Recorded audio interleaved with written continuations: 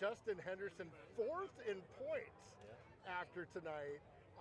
Tremendous. Let's go back, way back to the beginning. We had talked earlier in the pit walk. Like, this deal came together last minute, kind of like right before the season started. What were you going to do originally before the season started, and how surprised were you to get this phone call? I was going to run my own car on a very limited schedule and run my son about 20-25 races in karts. And then when I got this call like a week before Knoxville started, I presented that to my wife, like what should I do? And she's like, well, you got to take it, and we'll just run Maximus at English Creek. So that was our plan all summer, and we had a good time doing it.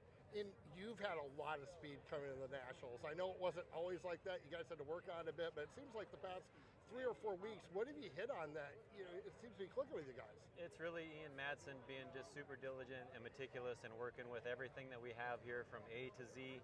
And Mike and Kathy at home putting money into the right parts, and Sam running this team. It's just it's a team effort, and it came together at the right time. Have you ever had a crew chief that's been in the driver's seat before, and how much of an advantage is that when you go in and you tell him what you're feeling, that he's been in that position before? I'm trying to think. I think the closest thing I had in that form would be, no, not really. I've never really had a driver be my crew chief, so that's awesome. It gives me a lot of confidence having him work the wrenches. And right before we went out for the heat race, I was sitting there just praying for a good lap, and then Ian comes up and starts changing the car, and I was like, all right, he knows what we're doing.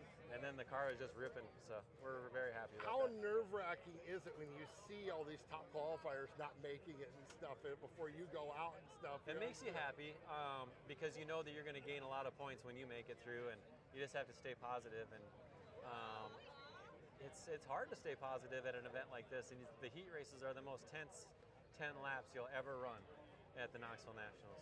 Is it more happiness or relief knowing that you're solidly into Saturday's AMA now? It's a relief. I'm really, really happy we don't have to run Friday night. I'm just tired of running the Hard Knocks night. I mean, it's a beautiful thing to have, but it's so nice to not have to run it. So how do you approach it now? You're locked in. You don't have to race for 2 more nights. What's the game plan?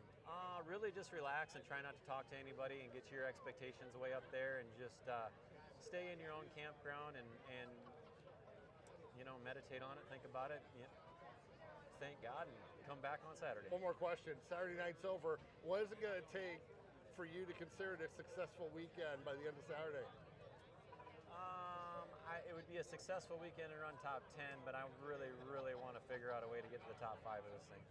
All right, Justin Henderson, great move. I told you to fist bump after this. Yeah. Congratulations on the run today. Thanks for coming back.